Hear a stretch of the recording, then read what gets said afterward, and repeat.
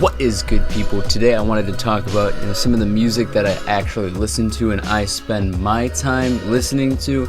So this is like kind of a start of a little series I want to do where I talk about the music I play, not just the music that I write.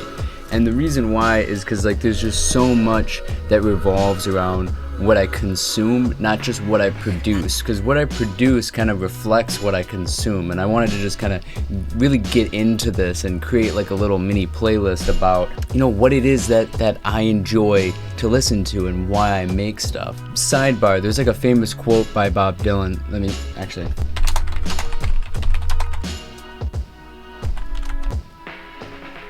I'm actually struggling to find it here. I was looking for the exact words, but essentially he was saying that he would have never started to make music had he found the sound that he was looking for. So, as most musicians do, we're constantly listening to music. We're constantly trying to find that sound.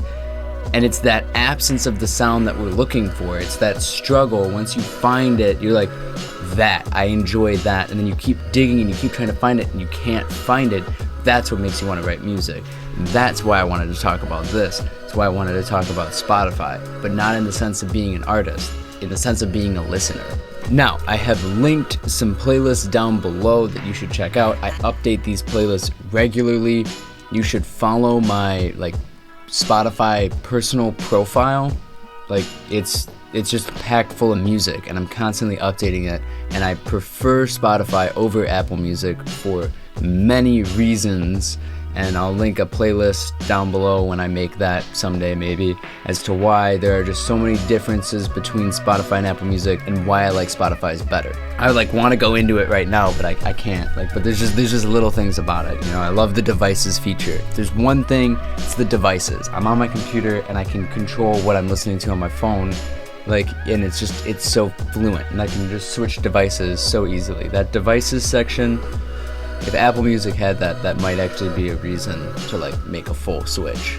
That, and when I send people links for my playlists, they can't get them. If I put a link to my Apple Music playlist, it just doesn't work all the time. Sometimes it lags out, it doesn't work, it says it cannot be found.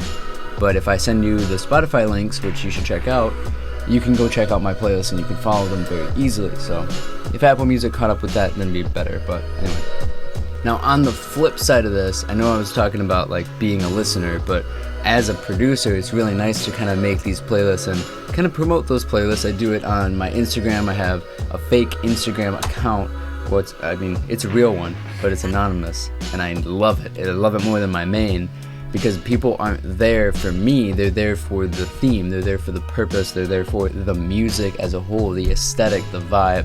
Again, I'll link it below. That's the @ and you should really check that out, because I spend a lot of time working on and curating all that content for the sake of music, for the sake of the playlist. Now, here's where I really benefit from it.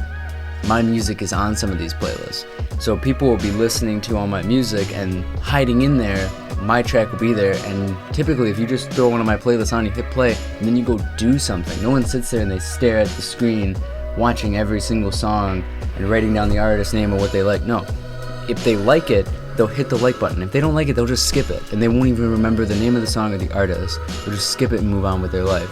But if they enjoy it, then they save it.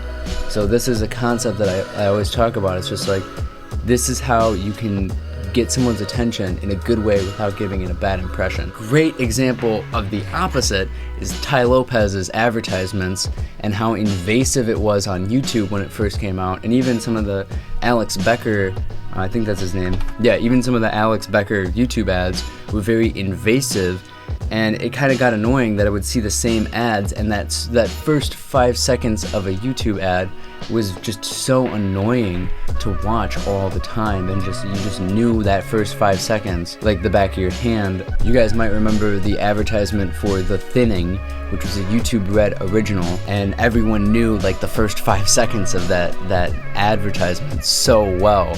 We just got bombarded by all that content of just the first 5 seconds, because we would always skip it right after, obviously. But the point is that you're forced to listen to that.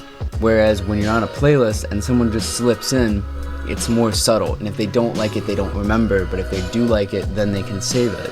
So you don't have a negative bias. A lot of people have a negative bias on The Thinning, they have a negative bias on Alex Becker or Ty Lopez because of those invasive marketing tactics.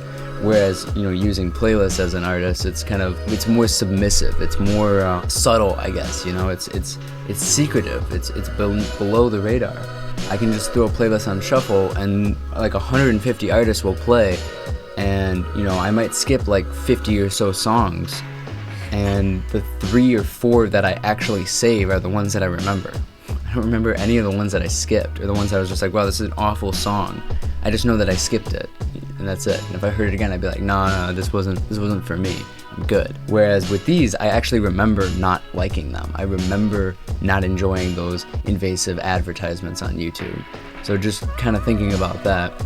But again, I just really wanted to talk about listening to music is just so important to me. I'm just constantly listening to music. That's one of the reasons why I started adding music when I make a video, and you're gonna constantly see me listening to music now when I'm making videos, because it just feels so dry without it. When I add the music in, I'll edit a whole video and then I add the music in, and then I tweak some of the stuff so that you time it to the music, because you always want to edit to the music. It just looks and feels better. But when I finally have the whole thing pretty much done, and I'm just going through and adding those final tweaks, it feels so much fuller once the music is added. And I feel like that energy is lost in the creation of, because I'm still getting used to being able to, make them comfortably and just do what I'm doing without really thinking about what I'm doing or caring about what the outside world is, thinking about, or the judgment, the eyes, being able to look at a camera lens and, feel comfortable doing that. Those things, those come with practice. Those come with doing it consistently.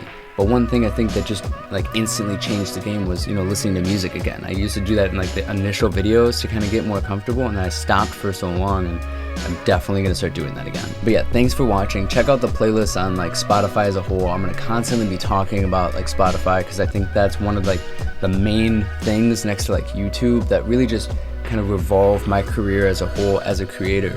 I would be nowhere without Spotify and YouTube. I really just wouldn't be. Instagram's helped out a lot, and so has DistroKid, and even TuneCore at getting me that initial step. But Spotify as a whole, it's crazy to me the amount of power that it's given me as a creator. Thanks for watching. I appreciate your time. Peace.